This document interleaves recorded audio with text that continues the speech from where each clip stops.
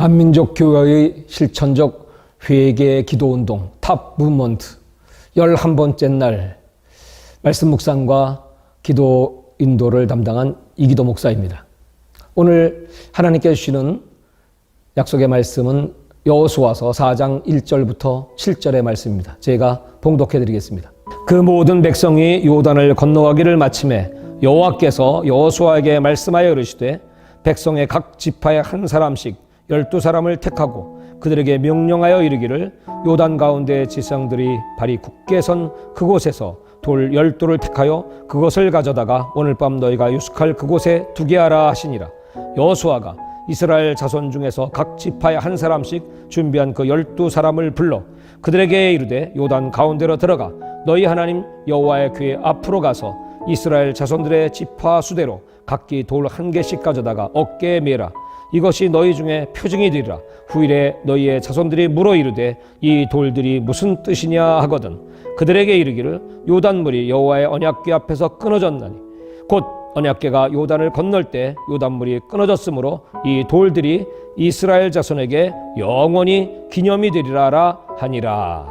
아멘. 이스라엘 백성들은 약속의 땅 가나안에 도착하여 드디어 요단강을 건너게 됩니다. 하나님께서는 언약궤를 맨 제사장들을 그 요단강 가운데 세우시고 말씀하셨습니다. 12개의 돌을 취하여 유숙할 길갈에 기념비를 세우도록 하여라. 왜 하나님께서 돌들을 세우라고 명령하셨을까요? 그것은 바로 이스라엘 백성들에게 그 언약의 말씀을 이루기 위하여 장차 후대 백성들에게 이 돌들이 무엇이냐 그 질문에 대한 답변으로 하나님은 요단을 건너게 하신 하나님, 하나님은 기적의 하나님, 그 능력의 하나님이심을 보여주기 위함입니다. 12돌이라고 하는 것은 12 공동체, 너희들은 하나다. 한 분 하나님을 모시고 그리고 한 조상 아브라함의 후손으로서 그리고 그 12이 연합하고 대동 단결하여 앞으로 닥쳐질 장대한 족속들을 깨뜨리고 그 땅을 차지하게 될 이스라엘 백성들이 하나가 되어야 됨을 증명하기 위해서였습니다. 하나님께서는 이 사건들을 통해서 이스라엘 백성들이 후대 대대의 기념을 하면서 하나님이 우리에게 하신 일이 무엇인가 하는 것을 역사 속에 증거하기를 원하고 계십니다. 이스라엘 백성들이 전 세계로 뿔뿔이 흩어졌지만 1948년 독립을 하기까지 1878년의 긴 디아스포라 생활 끝에 어떻게 그들은 다시 국가를 세울 수가 있었을까요? 유대 어머니들은 그 자녀가 임신하는 순간부터 그 자녀를 위하여 포대기를 준비할 때 거기에 율법의 토라의 말씀을 수를 놓아서 그 아이가 태어나면서부터 첫 번째 바라보는 것이 바로 하나님의 말씀이었고 입을 열면서부터 첫 번째 그들이 부르는 단어는 여호와의 이름이었고 그리고 5살이 돼서 글을 알기 시작하면 레위기를 처음부터 읽히기 시작해서 13살이 될 때까지 학교에서는 오전에는 하나님 말씀 그 토라와 탈무드를 가리키고 그리고 오후에는 일반 수업을 하면서 이스라엘아 들으라 그 수에마의 말씀이 그 생각 그 삶 속에 계속적으로 능력 있게 나타났습니다. 그 말씀의 결과로 말미암아 이스라엘 백성들은 0.25%의 작은 민족임에도 불구하고 전 세계 노벨상의 3분의 1을 수상한 그 놀라운 역사를 이루게 되었습니다.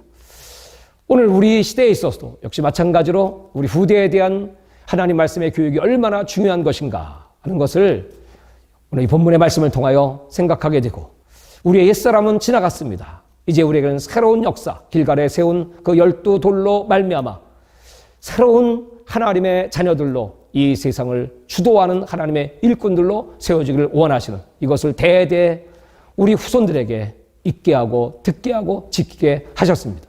그런 의미에서 한민족 교회의 다음 세대들에게 복음 통일의 의미를 바로 가리키는 것은 매우 중요한 일입니다. 그 준비를 위한 통일 선교학교, 또 강단의 설교, 그리고 통일 선교 캠프, 기타 여러 가지 이런 일들이 잘 진행될 수 있도록 우리는 기도해야 합니다.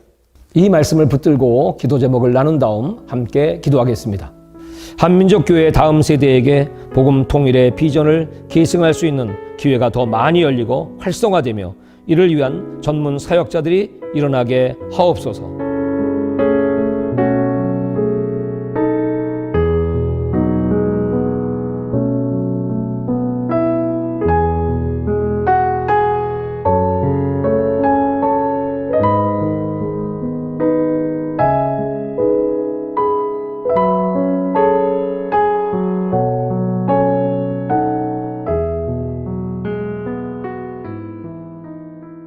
자, 이제 우리 한민족 교회 가운데서 벗어버려야 할 것이 무엇인지 생각하고 회개하고 기도하는 시간을 갖도록 하겠습니다. 한민족 교회가 다음 세대에게 제대로 된 신앙을 물려주지 못한 것을 회개해야 합니다.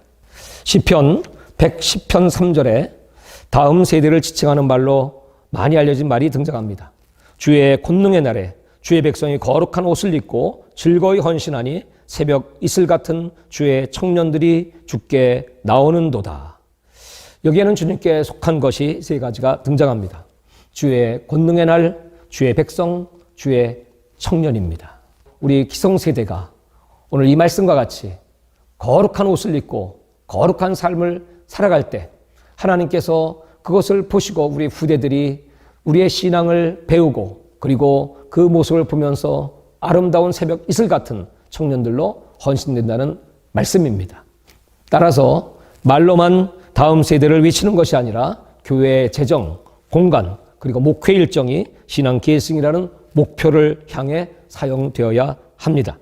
하나님께서 요단의 12도를 통하여 우리 후대들에게 기념하라고 말씀하신 것처럼 우리들은 이 하나님의 약속의 말씀을 붙잡고 말로만이 아니라 우리의 행동으로, 우리의 모범으로 우리 후대들에게 아름다운 신앙의 전통을 계승하여야 합니다.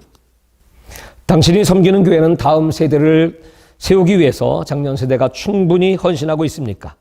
만약 당신이 교회의 재정과 공간 사용 그리고 일정에 관한 결정권을 가지고 있다면 다음 세대를 위해 더 많은 자원을 투입하도록 앞장서십시오. 만약 그런 권한이 없다면 당신이 할 수 있는 한도 내에서 다음 세대의 교육을 위한 교사로 헌신하거나 교육부서에 빵이나 우유 등을 찬조하는 관심을 실천해 보시기를 바랍니다. 하나님의 말씀을 요약해서 우리 자녀들에게 글로 또는 카톡으로 이렇게 넘겨주어서 그들이 읽고 그들이 어떤 감동을 받았는지를 확인하는 것도 중요합니다. 그리고 또 잠들기 전에 꼭 안수기도를 해주고 또 축복기도를 해주는 이런 부모님의 습관 또한 아주 중요합니다. 이제 적용하는 기도를 드리겠습니다. 신앙 계승을 무엇보다 중요하게 여기시는 주님, 한민족 교회가 다음 세대를 세운다고 말만 앞세우고 정작 거룩한 옷을 입고 즐거이 헌신하지 못했음을 회개합니다. 이제부터라도 다음 세대의 신앙교육의 우선순위를 두게 하시고 새벽 이슬 같은 주의 청년, 청소년, 어린이들을 길러내게 하옵소서.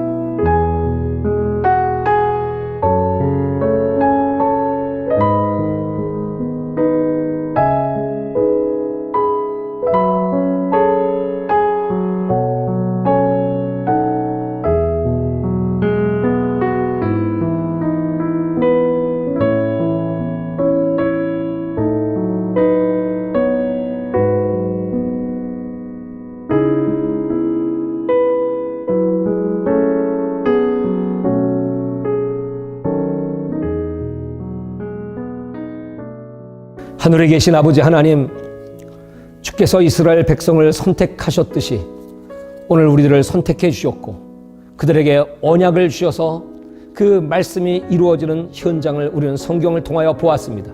이 악한 세대, 패역한 세대, 죄악이 관영한 세대 속에서 우리 기성 세대들이 먼저 하나님의 나라와 그의 의를 구하는 거룩한 삶으로 우리 후대들에게 본이 되게 하여 주시고 우리 후대들이 이 약속의 말씀을 듣고 지켜 행하여 우리 하나님의 사랑과 칭찬과 축복을 받으며 이 어두운 세상, 어둠의 백성들을 주 앞으로 이끌고 고통하는 영혼들을 다 주님께로 인도하는 거룩한 새벽 이슬 같은 주의 자녀들로 성장되게 하여 주시옵소서.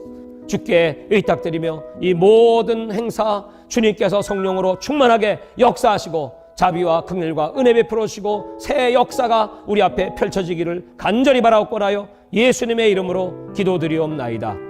아멘. 이제 탑 무브먼트 절반에 왔습니다. 앞으로 남은 시간 우리 하나님께서 모든 예배마다 또 묵상하시고 이 말씀을 실천하시는 모든 가정과 교회 그리고 자녀들 속에 하나님의 큰 능력, 내 발의 신을 벗어라, 거룩한 백성으로 하나님의 나라와 복음의 역사가 이번 이 회개 운동을 통하여 우리 대한민국과 전 세계에 임하게 되는 하나님의 축복을 예수님의 이름으로 축복합니다.